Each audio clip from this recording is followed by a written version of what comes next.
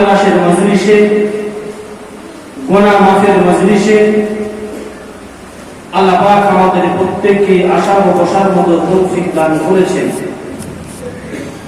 সেই জন্য করে আমরা সকলেই সেই মালিকের দরবারে শুকরিয়া আদায় করি আলহামদুলিল্লাহ। তার পরে পরে জানাই অগণিত দরুদ ও সালাম সেই বিশ্ব নেতার প্রতি, সেই বিশ্ব রাসূলের প্রতি আমরা সকলে করি সাল্লাল্লাহু আলাইহি ওয়াসাল্লাম। ভাই, তেমন কোন বড় আলেম আমি নই যে আপনাদের সম্মুখে কোরআন হাদিসের ব্যাখ্যা করে বয়ান করব। আমার এই কথাটা বলে গেলে অনেকজন বলে আপনারা এই কথাগুলো বলেন কেন? আচ্ছা, একটা কথার উত্তর আপনারা দেবেন, যে নিজেকে জ্ঞানী বলে সে কি জ্ঞানী হওয়া যায়? আমি শুনতে পেরেছি আপনাদের আওয়াজটা চাঙ্গা আছে, যতক্ষণ থাকবো আওয়াজটা চাঙ্গা থাকবে ইনশাআল্লাহ। আমরা কেন বলি, কোন সূত্রে বলি? আমরা এই জন্য করে বলি যে আমার মুর্শিদ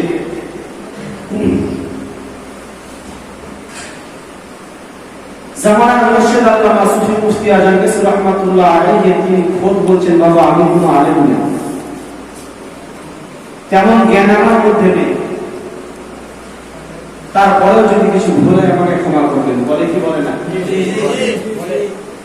তাহলে এর দ্বারা বোঝা যায় যে নিজেকে জ্ঞানী ভাবে সে জ্ঞানী কথা ঠিক না বেঠিক? সেজন্য করে তিনি যে আল্লাহ রাসূলের হুকুমে চলেন এবং আমাদেরকে চলার আদেশ দেন, সেই তার কথা মোতাবেক আমরা চলি, ঠিক কিনা?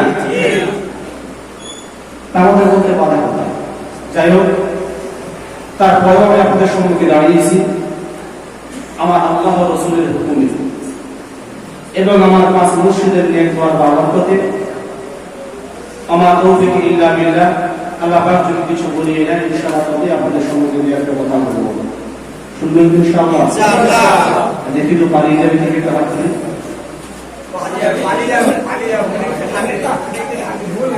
পালিয়ে যাবেন? আমার থেকে মনোযোগ দেন, আমি সব জায়গায় এটা বলি, কেন বলেন না? অনেক জায়গায় একটা ঘটে। এখন বক্তা চোখ বুঝে হচ্ছে বাবা বিয়া সে লেনা দেনা হারাম হে, বুঝতে পারছেন? বিয়া সে লেনা দেনা হারাম হে। চাচা তো বস শুনতে শুনতে ঘুমায়, এখন ঘুমিয়ে ধরে শুনতে বেরো বিয়া সে দেওয়া হারাম। সোজা গায়ে চলে গেছে, বিবিকে বলছে বিবি তাহলে কি হলো? কালকে খবরদার করে পেঁয়াজ দিবি না। বলে কেন? বলে হুজুর বায়ান করছে পেঁয়াজ দেওয়া হারাম। আচ্ছা, হুজুর কি কথা বলেছে পেঁয়াজ দেওয়া হারাম? কি বলেছে? পেঁয়াজ অর্থাৎ বিয়েতে কোন লেওয়া দেওয়া হারাম। সেটি বলে তুই অ্যাক্টিভ হয়ে থাকবেন। আমি কি বলতে গিয়ে কি শুনবেন আপনি? হয়তো ভুল কথা শুনে তার উপরে আমল করবেন, একজন দায়ী হয়ে যাবো আমি। আওয়াজ টাকা থাকবে ইনশাআল্লাহ। আমি আপনাদের সম্মুখে পবিত্র কোরআনুল কারীম থেকে ছোট্ট একটা আয়াত তেলাওয়াত করেছি। আল্লাহ পাক আল্লাহ সুবহানাহু ওয়া তাআলা বলেন, ইয়া আইয়ুহাল্লাযীনা আমানু কু আনফুসাকুম ওয়া আহলিকুম নার। আল্লাহ পাক আল্লাহ সুবহানাহু ওয়া তাআলা বলেন, হে আমার বিশ্বাসী বান্দাগণ, তোমরা নিজে আগুন থেকে বাঁচো এবং তোমার আহলে পরিবারদেরকে আগুন থেকে বাঁচাও। আচ্ছা, ঠিক আছে, তুমি কি বলো? আচ্ছা, এবার একটা উত্তর আমাকে দেন। এখানে এতগুলো মানুষ আমরা বসে আছি, বাস্তব কথা বুকে হাত দিয়ে বলবেন। অনেক ফ্যামিলিতে আমরা এমন আছি, 10 জন যদি ফ্যামিলি থেকে একজন নামাজ পড়ে, ওরা ঠিক বলছে না? আমার ভাইজানেরা, ও সোনারা, যুবকেরা, ও আমার মুরব্বিয়ানেরা, এটা গভীর মনোযোগ দিয়ে শুনে রেখে দিন বাবা। আল্লাহ পাক আল্লাহ তাআলা পবিত্র কোরআনুল কারীমে এক জায়গাতে নয়, দুই জায়গাতে নয়, আমার আল্লাহ পাক 82টি জায়গায় বলেন ওয়াকিমুস সালাত, তোমরা নামাজ কায়েম করো। ও ভাইজানেরা, জামাল মুর্শিদ আল্লামা সুফি মুফতি আযহার কাসি রাহমাতুল্লাহ আলাইহি এই কথাটা তিনি সর্বপ্রথমে পৃথিবীর জমিনে তিনি ছড়িয়ে দিচ্ছেন। বাবা, তোমরা বিনা কাজায় পাঁচ ওয়াক্ত নামাজ পড়ো, ঠিক কিনা? কেন? তিনি পবিত্র কোরআনকে রিসার্চ করে দেখলেন যে আল্লাহ পাক পবিত্র কোরআনে কি বলেছে। 1 2 3 4 9 বরঞ্চ 82টি জায়গায় আল্লাহ পাক বলেছেন ওয়াকিমুস সালাত, ওয়াকিমুস সালাত, তোমরা নামাজ কায়েম করো, নামাজ কায়েম করো। তাই জামানার মুর্শিদ আল্লামা সুফি মুফতি আযহার কাসি রাহমাতুল্লাহ আলাইহি তিনি এই টপিকটা সর্বপ্রথমে আমাদেরকে দিয়েছেন। জোরে বলি সুবহানাল্লাহ। কি বলেছেন? বাবা, তোমরা বিনা কাজায় পাঁচ ওয়াক্ত নামাজ পড়ো। এই কথা বলতে গেলে বলা যাবে তোর মানা যাবে না, বলে কি বলে না, খুব কঠিন, ও কঠিন করে যাওয়া যাবে না। আচ্ছা, তিনি যে দিয়েছেন তিনি তার ভাবার জন্য দিয়েছেন, আমাদের ভাবার জন্য দিয়েছেন। এই সামনে কুরবানি, আমার ভাই যে আলোচনা করছিলেন শুনতে খুব ভালো লাগছিল। আচ্ছা বলেন তো, এই সামনে কুরবানি, সে সারা জীবন নামাজ পড়লো না, অথচ 60 70 80 90 হাজার টাকা দিয়ে গোল কিনে যদি কুরবানি করে, কুরবানি কবুল হবে? জোরে বলুন।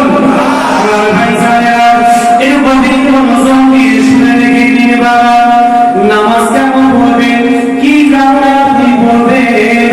আর আযহার কাসি রাহমাতুল্লাহ আলাইহি এই বিশ্বের কোনায় কোনায় কেন সর্বপ্রথমে তিনি বলেছেন বাবা, তোমরা বিনা কাজায় পাঁচ ওয়াক্ত নামাজ আদায় করো। আসলে এটা তার কথা নয়, এটা বলেছেন তিনি পবিত্র কোরআন কারীম থেকে। তিনি তার বারবার কথা তিনি বলেন, আল্লাহ কোরআনে বলেছেন, তিনি সেটা আমার কাছে তুলে ধরেছেন। এবার প্রশ্ন হয়ে গেল আমাদের সম্মুখে পবিত্র কুরবানি। ও ভাই জানেরা, একটু ভেবে চিন্তে উত্তর দেবেন। সারা জীবন নামাজ পড়লো না, সেজদা কেমন করে দিতে হয় জানলো না, কুরবানির দিন চলে এলো, 80-90 হাজার টাকা গরু কিনে ওই ব্যক্তি যদি কুরবানি দেয়, আজকে আমার মুর্শিদ কি সুন্দর করে বয়ান করছিলেন, ওই ব্যক্তি যদি ওই পশু খরিদ করে যদি কুরবানি করে, বিবেকে দিন উত্তর দিয়ে বলেন কুরবানি কবুল হবে? জোরে বলুন। কুরবান কোথায় পাবেন? কোরআনে চলে আসুন, পারা নাম্বার 30। আল্লাহ পাক আল্লাহ তাআলা বলেন ফাসাল্লি লিরাব্বিকা ওয়ানহার। ও ভাইজানেরা, এটা ভালো করে বোঝার চেষ্টা করুন। আল্লাহ পাক সর্বপ্রথমে বলেছেন ফাসাল্লি, তুমি তোমার রবের নামে নামাজ আদায় করো। জোরে বলুন। তারপরে আয়াতে আল্লাহ বলেছেন ওয়ানহার, তারপরে বান্দা তুমি কুরবানি করো। জোরে বলুন। কুরবানির দিকে দেখাবে আল্লাহ পাক আরো এক জায়গায় বলেন কুল ইন্নাস সালাতি ওয়া নুসুকি ওয়া মাহইয়ায়া ওয়া মামাতি লিল্লাহি রাব্বিল আলামিন। আল্লাহ পাক পরিষ্কার ভাষায় ঘোষণা করে দিলেন, বলে হে নবী আপনি বলে দিন, নিশ্চয়ই আমার নামাজ, বুঝতে পারছেন কথা আমার কি বলেছেন? নিশ্চয়ই আমার নামাজ। এখানে কুরবানি কথা উল্লেখ আগে কিন্তু করেনি। আল্লাহ পাক বলেছেন কুল ইন্নাস সালাতি, হে নবী আপনি বলুন নিশ্চয়ই আপনার নামাজ, ওয়া নুসুকি ওয়া মাহইয়ায়া ওয়া মামাতি লিল্লাহি রাব্বিল আলামিন। আপনার ইবাদত, আপনার হায়াত, আপনার মওত যাহা কিছু হবে না কেন লিল্লাহি রাব্বিল আলামিনের জন্য যদি হয়, আমি আল্লাহ পাক সব কিছু কবুল করে নেব। কেউ যদি দুনিয়াতে বলে আমি লাখ লাখ টাকার মালিক, 1 লাখ টাকা গরু কিনে কুরবানি দেব, ও অথচ নামাজ পড়ে না, রবের সন্তুষ্টির জন্য দেয় না। আল্লাহ বলে বান্দারে তোমার কুরবানিটা আমি আল্লাহ কখনো কম করব না। কেন আমি আল্লাহ টাকা দেখি না, তোমার পশু দেখি না। আল্লাহ বলে বান্দা আলাইকিল্লাহু তাকওয়া, তোমার মধ্যে আমি আল্লাহ শুধু তাকওয়াটা দেখি। আল্লাহ আমাদের খবর জানে কিনা? আল্লাহ পবিত্র কোরআনে বলেন আল্লাহু আলিমুম বিযাতিস সুদূর, বান্দা তো অন্তরের খবর নয়, তুমি মনে মনে যেটাই ভাবো না কেন বান্দা আমি আল্লাহ তার অন্তর্যামী। এখন আমি তো গরু কিনেছি ৮০,০০০ টাকা দিয়ে, আমার অন্তরে হচ্ছে গ্রামের বলে বড় দামি বড় টাকাওয়ালা বড় গরু কিনে খরচ করে কুরবানি দিচ্ছে, এটা মনে মনে আল্লাহ খবর রাখছে কিনা? বলুন আল্লাহ মনে মনে রাখছে। আল্লাহ বলে বান্দা তুই যদি নামাজ না করিস তোর কুরবানি আমার কাছে কবুল হবে না। অনেক মানুষ আবার আমরা এমনও আছি, গত সপ্তাহে সামনে আমি কুরবানির সম্বন্ধে আলোচনা করছিলাম, অনেক মানুষ আমরা এমনও আছি টাকা টাকা সত্ত্বেও কুরবানি দিই। এটা মাসালা ভালো প্রশ্ন। আচ্ছা বলেন তো যাকাত দেওয়াটা কি? জোরে বলুন। কুরবানি করা অনেক মানুষ সমাজে পাওয়া যায় যাকাতের ভাগ করে না, কুরবানির সময় লাফালাফি করে, ঠিক কিনা? জোরে বলুন। যাকাতের কোনো ভাগ করে না, যাকাতের কোনো হিসাব রাখে না, যাকাতের কোনো খবরই নেই, অথচ কুরবানির সময় এত লাফালাফি করে, এত মানে দুনিয়া তোকে দেখাতে বেড়ায় যে বড় গরু কিনে কুরবানি দেবো, অথচ তার সে কোনো বছর সে মানে তার উপরে যাকাত ফরজ, যাকাত আদায় করে না। এটা মাসালা ভালো করে শুনুন। আর অনেক মানুষ আমরা আছি টাকা টাকা সত্ত্বেও কুরবানি দিই।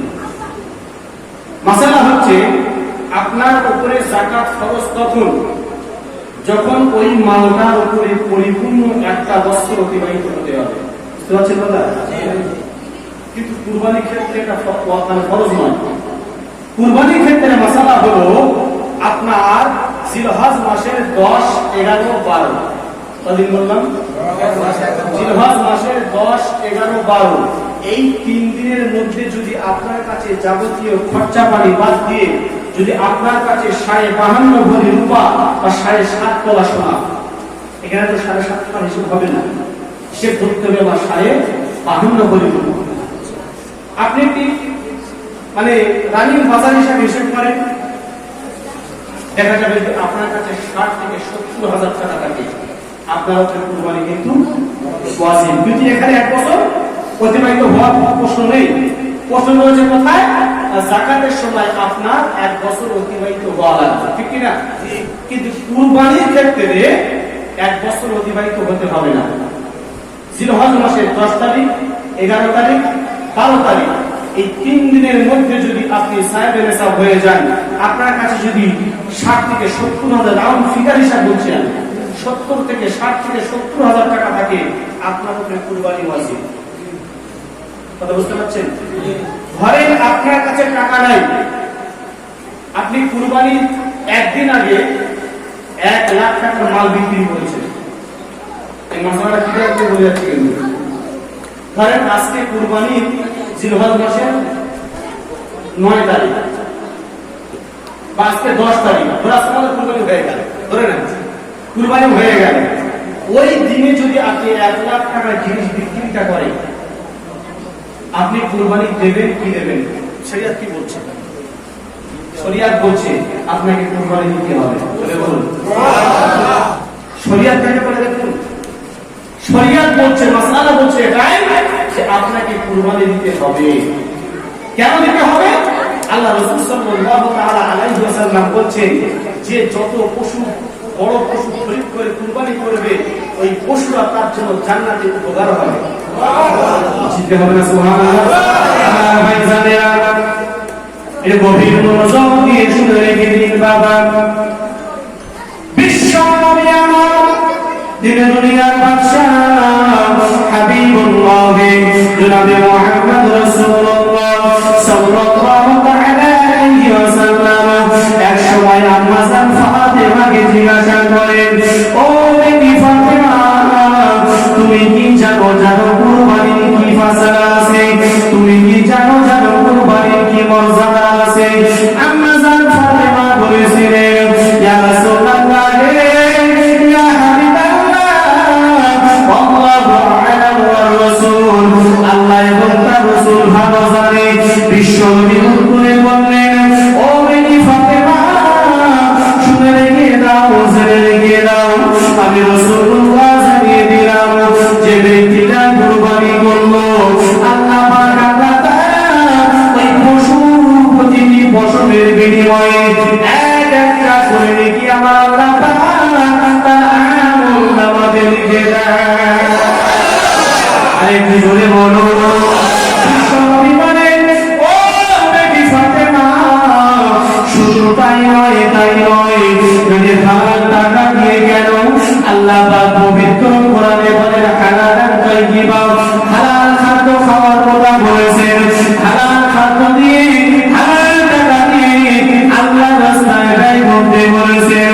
ও ভাইজানেরা, বিশ্বনবী তাই বলেন, ও বেটি ফাতেমা, কেউ যদি হালাল টাকা দিয়ে পশু খরিদ করে আল্লাহ রাস্তায় উৎসর্গ করে, আমি দয়ার নবী জানিয়ে দিলাম, আমি মায়ার নবী জানিয়ে দিলাম, ওই পশুটার রক্ত মাটিতে পড়তেই না পড়তে আমার আল্লাহ পাক তার যাবতীয় গুনাহগুলোকে আমার আল্লাহ মাফ করে দেয়। আল্লাহ রাসূল বলে, ও বেটি ফাতেমা, কুরবানির তাৎপর্যতা শোনার পরে, কুরবানির ফজিলত সম্পর্ক শোনার পরে, যারা দুনিয়ার জমিনে কুরবানি দাতা কুরবানি দিল না, আমি রাসূলুল্লাহ তাদের প্রতি লানত, আমি রাসূলুল্লাহ তাদের প্রতি লানত জানিয়ে দিলাম, তারা যেন আমার ঈদগাহের ময়দানে না আসে। বুঝতে পারছেন কথা? কে বলছেন? কুরবানি দেওয়ার ক্ষমতা আছে, কুরবানি দেওয়ার সামর্থ্য রয়েছে, তারপরেও সে যদি কুরবানি না দেয়, সে যেন আমার ঈদগাহের ময়দানে না আসে, তারা তাকুরুনা মুসাল্লা, সে যেন আমার ঈদগাহের ধারে পাশেও না আসে। তাহলে এবার আমরা এখানে যারা আছি, দিবেকটা হাত দিয়ে বলুন, আমরা রাসূলের লানত কে দেব না রাসূলের দোয়া কে দেব? কোনটা? আমার ভাই জানেরা, এবার একটু ভালো করে শুনুন। তাহলে আপনি হালাল টাকা দিয়ে কেন কুরবানি করবেন? আল্লাহ পাক আল্লাহ তাআলা পবিত্র কোরআনে জানিয়ে দিয়েছেন, লান তানালুল বিররা হাত্তা তুনফিকু মিম্মা তুহিব্বুন।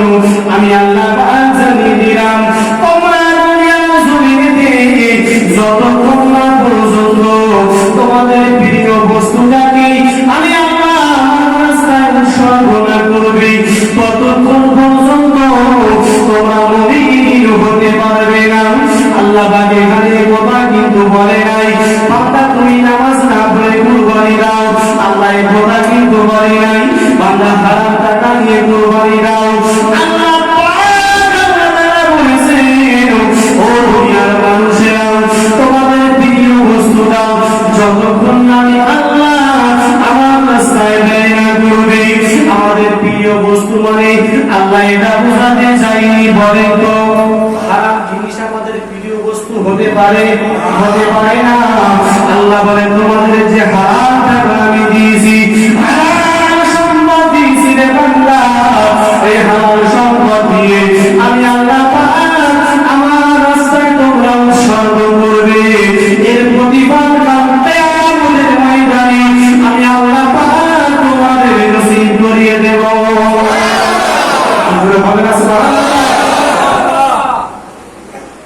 যেহেতু আমাদের সামনে পবিত্র ঈদুল আযহা অর্থাৎ কুরবানির দিন, যার কারণে আমি ঘুরিয়ে বাড়িতে দিতে আসি, তার আপনি যদি নামাজ না পড়েন, যত টাকা পশু খরিদ করে কুরবানি দেন কেন, আল্লাহ বলছে, বান্দা তোমার কোনো ইবাদত আমার কাছে গ্রহণ হবে না। ধরে একটা মানুষ 100 বার হজ করেছে, প্রতি বছর যাকাত দেয়, ভালো করে বুঝেন, প্রতি বছর একটি মিসকিন, দান, খয়রাত, যাবতীয় সব কিছু করলো, কিন্তু সে নামাজ পড়বে, কবুল হবে না? ও ভাই জানেরা, এর গভীর মনোযোগ দিয়ে শুনে রেখে দিন। আল্লাহ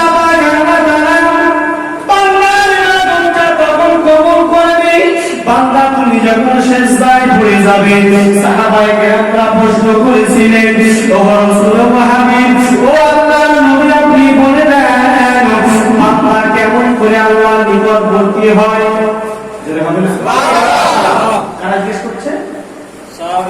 সাহাবীরা জিজ্ঞেস করছে, ইয়া রাসূলুল্লাহ, ইয়া হাবিবাল্লাহ, হুজুর আপনি বলে দেন বান্দা কেমন করে আল্লাহর কাছাকাছি হতে পারে, বান্দা কেমন করে আল্লাহর নিকটবর্তী হয়? আল্লাহ রাসূল জানিয়ে দিলেন, ওয়াসজুদু, সিজদায় পড়ে যাও, ওয়াকতারিব, আল্লাহর নিকটবর্তী হয়ে যাও। সুবহানাল্লাহ। আল্লাহ বলছে বান্দা যখন নামাজে দাঁড়িয়ে যায়, আমি তখন বান্দার নিকটবর্তী হয়ে যাই। তাহলে আপনি যেখানেই যান না কেন, আপনার মেন হাতিয়ার কিন্তু নামাজ। আমার ভাই জানেন, ভালো করে বোঝার চেষ্টা করুন। একটা মানুষ সারা জীবন ভালো কাজ করলো, হজ করলো, সারা জীবন কুরবানি দিল, সারা জীবন দান খয়রাত করলো, না সেই মানুষটা যত ভালো কাজ করুক না কেন, ওই মানুষটা যদি নামাজ না পড়ে, আল্লাহ বলে বান্দা রে, তোর কোনো ইবাদতের মূল্য আমি আল্লাহ কখনো দেব না। আল্লাহ বলে বান্দা, তুমি যখন নামাজে দাঁড়িয়ে যাবে, যদি কিছুই না জানো বান্দা, তুমি সুবহানাল্লাহ সুবহানাল্লাহ দিয়ে তুমি নামাজ আদায় করবে, আমি আল্লাহ পাক খুশি হয়ে তোমার এই নামাজটা আমি আল্লাহ পাক কবুল করে নেব। শুধু তাই নয় বান্দা, তুমি যদি হজ করো, কুরবানি করো, দান খয়রাত করো, দুনিয়ার যত কাজ আছে তুমি করো, বান্দা তুমি যদি সঠিকভাবে আদায় করো, আমি আল্লাহ পাক জানিয়ে দিলাম তোমার যাবতীয় ইবাদত আমি আল্লাহ কবুল করে নেব। জাকাত মুর্শিদ আল্লামা সুফি মুফতি আযহার রাহমাতুল্লাহ আলাইহি সেই জন্য করে বলেছেন, বাবারা তোমরা বিনা কাজায় ফজর নামাজ আদায় করো। সুবহানাল্লাহ। আমি সত্যি কথা একটা জিনিস খুব ভাবি, যে বিশ্বের প্রতিটি দরবার যদি আজকে এই সিস্টেম অনুযায়ী চালাতো, এই পন্থা বা এই নিয়ম মেনে যদি চলতে, আমার মনে হয় দুনিয়ার জমিনে সুদখোর, ঘুষখোর, বেনামাজি কেউ থাকতো না। কথা ঠিক না বেটে? আমার মুর্শিদ আমাদেরকে কঠোরভাবে আমাদেরকে বলেছেন, বাবা তোমরা বিনা কাজে নামাজ আদায় করবে, কোরআনে মাজিদে তেলাওয়াত করবে, হারাম যে খাবে, সাধ্যমতো পরহেজগারি, সাধ্যমতো তাকওয়া তোমরা করবে। এই চারটি জিনিসগুলো মানুষ যদি মেনে নেয়, এই মানুষটা মরতে দেরি, আল্লাহ চাইলে তার কবরটা জান্নাত রেডি করতে দেরি করবে না। কেন বলেছেন তিনি তারা মন করা কথা বলেননি, তিনি তারা ইচ্ছাগত কোনো কথা বলেননি, তিনি বলেছেন আল্লাহ ওয়া রাসূলের আদেশ অনুসারে বলেছেন। জোরে বলুন। আমি যারা বলেছিলাম, ইয়া আইয়ুহাল্লাযীনা আমানু কু আনফুসাকুম ওয়া আহলিকুম নারা। ও ভাইরা, ও সোনা বন্ধুরা, ও আমার বাবুজিরা, ও দামেশের মা বোনেরা, একটু ভালো করে খেয়াল করে শুনুন। একটা পরিবারে যদি 10টা মেম্বার থাকে, একজন নামাজ পড়ে, আল্লাহ বলে বান্দা রে, তুমি নামাজ পড়ে পড়ে পড়ে পড়ে যদি তোমার কপালটা কালো করে ফেলো, তোমার হাঁটুটা কালো করে ফেলো, তারপরে তুমি জাহান্নামী। কেবল মাসের কথা উল্টো হয়ে গেল কেমন? ঠিক কি না? এক কথা বলছে না কেন? এই উচ্চারণ দুশ্রী করে তো আল্লাহুম্মা সাল্লি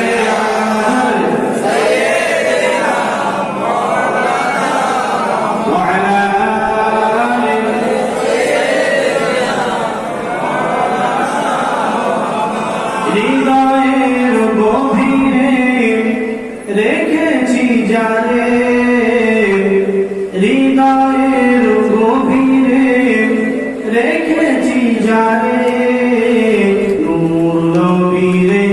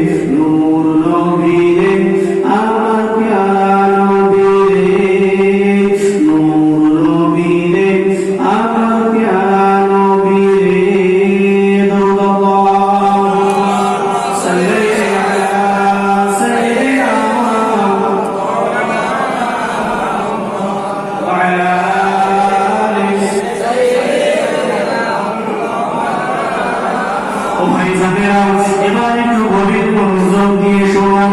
এবার আপনারা মনে প্রশ্ন জানবে, মাওলানা সাহেব এতক্ষণ বয়ান করেছেন ঠিক, এবার উল্টো হয়ে গেল কেন? বুঝতে পারছেন কথা? আমার ভাইজানেরা, তাহলে বোঝা গেল একটা ফ্যামিলিতে যদি একজন নামাজ আদায় করে, বাকি কয়জন যদি নামাজ আদায় না করে, আল্লাহ পাক বলে বান্দারে যতই তুমি নামাজ পড়ো না কেন, কপাল যদি কালো করে দাও, হাঁটু যদি কালো করে দাও, তারপরেও বান্দা তুমি হবে জাহান্নামী কেন? আল্লাহ পাক পবিত্র কোরআনে বলে ইয়াউমা ইয়াফিরুল মারউ মিন আখিহি ওয়া উম্মিহি ওয়া আবিহি ওয়া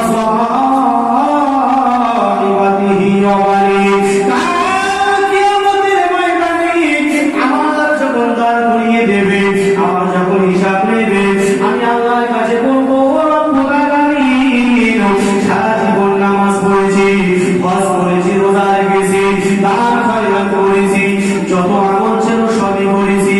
আমার ছেলে তখন দাঁড়িয়ে বলবে ও রব্বুল আলামিন জানিয়ে যান আপনি কাকে জান্নাত দিচ্ছেন, আমার বান্দাকে, আমার বান্দাকে, আমার ভাইকে। তখন আমার ছেলে বলবে আল্লাহ পাক জানিয়ে যান, জানিয়ে যান ওই সন্তানকে যদি দুনিয়ার জমিনে আমার আব্বা যদি একটা দিনের জন্য বলবো ছেলে তুমি নামাজ পড়ো, বিবি তুমি নামাজ পড়ো, মেয়ে তুমি নামাজ পড়ো, বৌমা তুমি নামাজ পড়ো, তখন রব্বুল আলামিন আল্লাহ পাক একটা দিনের জন্য আমার বাবা আমাকে নামাজ পড়ার কথা বলে, তখন আমার স্ত্রী দাঁড়িয়ে বলবে ও রব্বুল আলামিন আমার স্বামী একটা দিনের জন্য নামাজের কথা বলে, অথচ দুনিয়ার জমিনে দুজনের ছায়া সঙ্গী ছিলাম, একই বিছানায় রাত কাটাতাম, সুখ দুঃখের গল্প হতো, কিন্তু আমার স্বামী একদিনের জন্য আমাকে নামাজ পড়ার কথা বলে।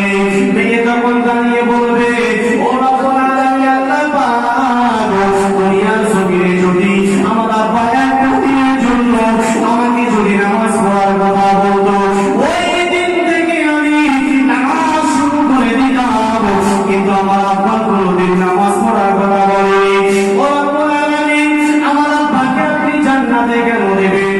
ওর সাথে সাথে আমরা যেমন জাহান্নামে যাব, আমাদেরকে জাহান্নামী বানিয়ে দেন। ও ভাইজানেরা, এর দ্বারাই বোঝা গেল আল্লাহ কোরআনে বলেছেন ইয়া আইয়ুহাল্লাযীনা আমানু কু আনফুসাকুম ওয়া আহলিকুম নার। বান্দা তুমি নিজের জন্য বেঁচো না, নিজের আগুনের জন্য বেঁচো না, তবে যখন তুমি আগুনের জন্য বাঁচবে ওয়া আহলিকুম নার, তোমার পরিবার ও পরিজনদেরকে বাঁচাও। এর নাম শরিয়াত, এর নাম কোরআন। আমার মুর্শিদ সেই শিক্ষা আমাদেরকে দিচ্ছেন। বলুন সুবহানাল্লাহ। আজকে অনেক মানুষ বলে ওয়াজের কাছে চলে যাওয়া যাবে না কেন? না খুব কঠিন, ও হালাল খাদ্য ফিরে খাবো, সুদ করে বাড়ি খাওয়া যাবে না, হ্যাঁ বন্ধন নেওয়া তারপরে খাওয়া যাবে না, এলআইসি লোন তারপরে খাওয়া যাবে না। আচ্ছা আপনারাই উত্তর দেন তো, কেউ যদি হারাম লোকমাকে ইবাদত করে তার ইবাদত কবুল হবে? না। জোরে বলুন না। তাহলে সেটা কি কাফির বলছে নাকি? জোরে বলছে না কেন? কাফির বলছে না।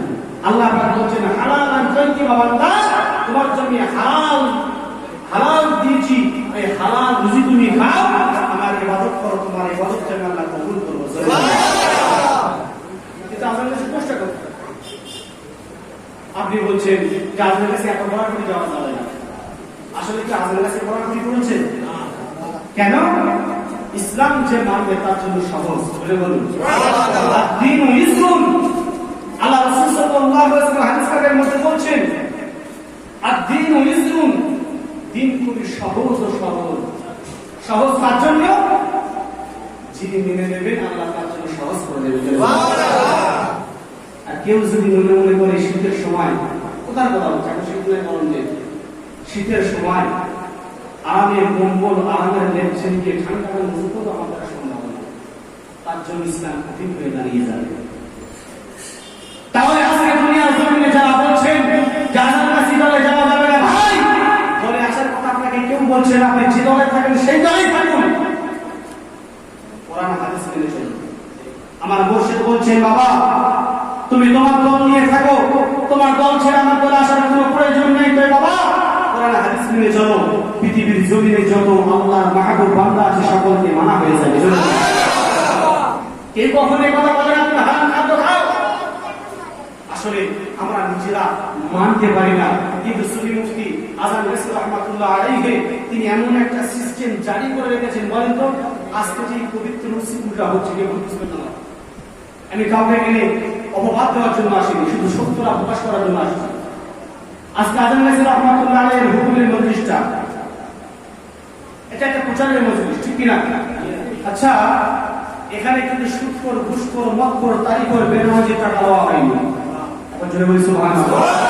এটা আদেশ, আল্লাহর আদেশ। আল্লাহ বলেছে হালাল যে জিনিসটার মধ্যে থাকবে আমি আল্লাহ তাতে বরকত দেব। জোরে বলি। আসলে আমি সব জায়গায় একটা কথা বলি, এগুলো কথা বলেই দিই। কথাটা হচ্ছে হাক্কানি আঞ্জুমানের আদর্শ যেই মেনে নেবে, যে সিলসিলা হোক না কেন, হাক্কানি আঞ্জুমানের আদর্শকে যে মেনে নিল আল্লাহ তাকে জান্নাত বানিয়ে দিল। কেমন করে বললেন? আমি এই জন্য করে বললাম, আমার সুফি মুফতি আজান রাসূল রাহমাতুল্লাহ আলাইহি তিনি আমার রাসূলের আদর্শে আদর্শিত করে বলি।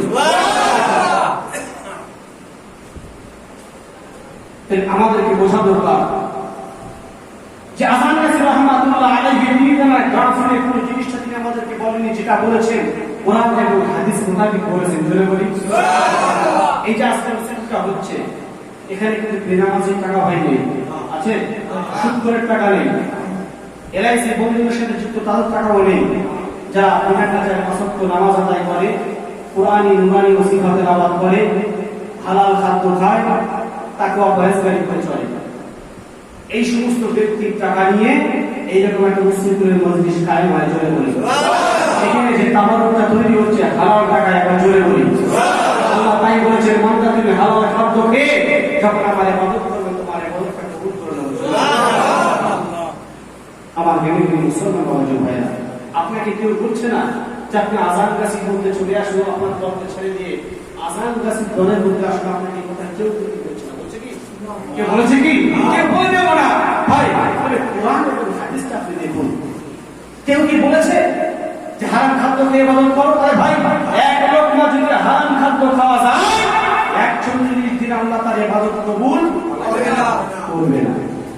তো আজান গাছি তো হারাম, আপনি কেন বলছেন যে ও দলটা খুব কঠোর দল, যাওয়া যাবে না? না, আপনি ভুল ভাবছেন। আপনিও মানুন, আল্লাহ আপনার জন্য শরীয়তকে সহজ করে দেবে। চলে আরেকটু জোরে বলি।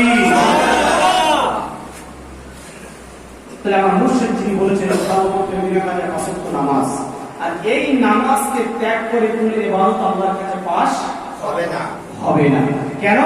আপনি যে ইবাদতটাই গ্রান্টেড করতে যাবেন না কেন, আল্লাহর কাছে কবুলিয়ত করতে যাবেন না কেন, সে কুরবানি হোক, যাকাত হোক, হজ হোক, যা কিছু হোক না কেন, আল্লাহ বলছে বান্দা তুমি আগে নামাজ পড়ো।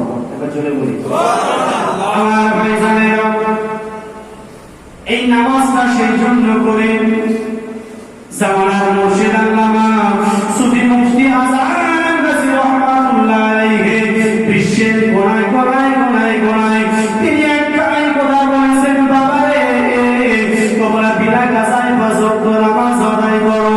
এবার হয়তো অনেক নতুন ভাই আমার এখানে আছেন, হয়তো আপনার মনে প্রশ্ন জাগতে পারে, মাওলানা সাহেব সবার কাছে শুনে নিয়মিত নামাজ আদায় করো, নিয়ম ভাবে নামাজ আদায় করো, তাহলে আজান গাছি রাত বিনা কাজায় কোথায় বেরোবে কিনা? কথা ভুল বলছি নাকি? না, ঠিক। আমার ভাইজানেরা একটু গভীর মনোযোগ দিয়ে শুনে রেখে দিন বাবা। তাহলে এর প্রমাণটা দিতে গেলে আসতে হবে কোথায়? কোরআন। একবার জোরে বলি সুবহানাল্লাহ। আল্লাহ পাক পবিত্র কোরআনে বলেন ইন্নাস সালাতা কানাত আলাল মুমিনিনা কিতাবান মাওকুতা। আল্লাহু রাব্বুল আলামিন পবিত্র কোরআনে বলেন নিশ্চয় আমি মুসলমানদের উপরে নির্দিষ্ট সময়ে আমি আল্লাহ পাক 5 ওয়াক্ত নামাজকে নামাজকে ফরজ করেছি। হবে না, সেটাই বলেছেন, ভালো করে বুঝুন। আল্লাহ পাক বলছেন নিয়মিত 5 ওয়াক্ত নামাজকে ফরজ করেছি। আমার মুর্শিদ বলছেন বাবা তোমরা বিনা কাজা আদায় করো। ও ভাই নিয়মিত আর বিনা কাজার পার্থক্যটা বুঝে নেন। আল্লাহ পাক বলেছেন নিয়মিত, আমার মুর্শিদ বলেছেন বিনা কাজায়। আল্লাহ পাক নিয়মিত শব্দের অর্থ এটাই বোঝাতে চেয়েছেন বান্দা যোহরের নামাজটা আমি আল্লাহ তোমার উপরে যোহরের সময় ফরজ করেছি। বান্দা যোহরের নামাজটা আসরেতে নয়, বান্দা আসরের নামাজটা তোমার উপরে ওই আসরেতে ফরজ করেছি। আসরের নামাজ মাগরিবেতে নয়। ও ভাই জানেরা এটা বোঝা গেল আপনাকে যোহরের নামাজটা যোহরে পড়তে হবে, আসরের নামাজটা আসরে পড়তে হবে। আমার মুর্শিদ সেটাই বলেছেন বাবা বিনা কাজায় 5 ওয়াক্ত নামাজ আদায় করো। মাঠে আছি, খাটে আছি, বাসে আছি, বেড়ে আসি, তাই কেমন করে বিনা কাজা আদায় করবো? মাসালাটা ভালো করে শুনুন। তাই শরিয়াত কি বলে? আমার মুর্শিদ শরিয়াতের বাইরে কথা বলেনি রে বাবা। আমার মুর্শিদ বলেছেন কোরআন হাদিস থেকে বলেছেন, মাসালা অনুযায়ী বলেছেন। মাসালা হয়ে যায় কোন মানুষ যদি পানির বন্দোবস্ত না পায়, ওযু করার জন্য যদি পানি না পায়, বিশ্ব নবী জানিয়ে দিলেন তায়াম্মুম করে তোমরা আল্লাহর হুকুমটা আদায় করে নাও। আল্লাহ পাক তোমাদের ইবাদত কবুল করে নেবে। মুর্শিদ বলেছেন বাবা তোমরা পৃথিবীতে প্রান্তে থাকবো না কেন, তাকে ছোট্ট একটা মাটি রেখে দেবে। জুড়ে বলুন আমার কথা যদি মিথ্যে হয় প্রমাণ দেখে নেবেন। যারা হাক্কানি দরবারে প্রতি সপ্তাহেতে যায়, আমি সবার কথা বলছি না, আপনি সব মানে দেখবেন বেশিরভাগেরই গাড়ি 100 টাকা মাটি থাকে। চলে বলুন অনেক ভাইদের দেখা যায় পাশে বসে বসে নামাজ আদায় করছে, ট্রেনে বসে বসে নামাজ আদায় করছে। একবার জোরে বলবেন না, এর নাম হলো বিনা কাজা। জোরে বলুন। আমার মুর্শিদ বলেছেন বাবা বিনা কাজার মানে হবে নাই তোমার কাছে যদি পানির কোনো বন্দোবস্ত না থাকে, বাবা তুমি একটা মাটি রেখে দাও, আর যখন নামাজের সময় হয়ে যাবে বাবা তুমি তায়াম্মুমটা বানিয়ে নেবে, আল্লাহর ইবাদতটা পালন করে নেবে। আল্লাহর ইবাদতটা পালন করলে আল্লাহ বলে আমি ওই বান্দার প্রতি খুশি হয়ে যাব।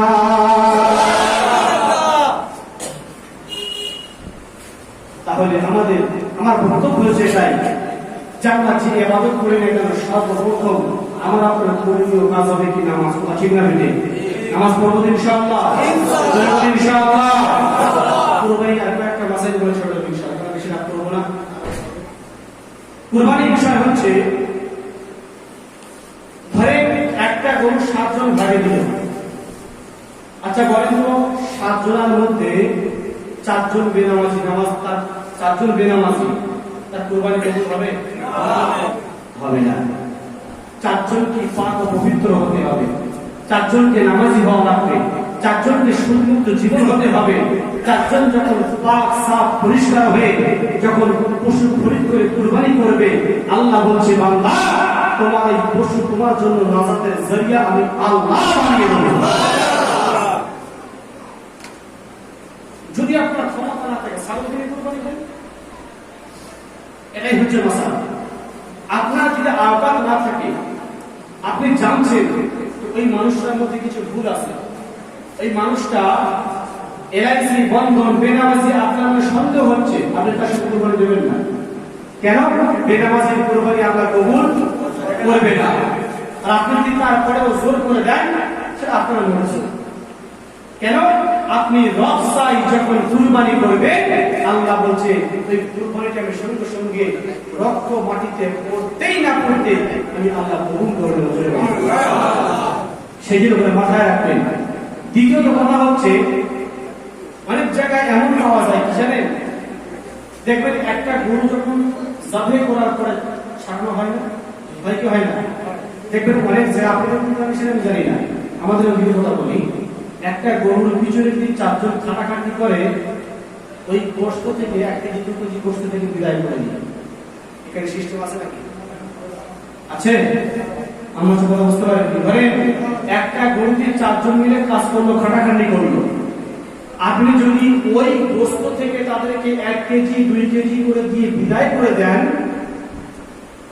আপনার কুরবানি কিন্তু কবুল হবে না। হ্যাঁ, আপনি গোশত দিতে পারবেন কখন? 3টে ভাগ করার পরে আপনি আপনার ভাগের থেকে 1 কিলো হোক 2 কিলো হোক খুশি করে দেন, তার সাথে সাথে পরিপূর্ণ একটা করে রোজ দেওয়া লাগবে। দেব ইনশাআল্লাহ। দেখুন, আপনি 50-60 হাজার টাকা দিয়ে কুরবানি দিচ্ছেন, সামান্য একটা লোকের 200-400 টাকা দিতে পারবেন না? দেব ইনশাআল্লাহ। এই কাজ খবরদার কেউ করবেন না।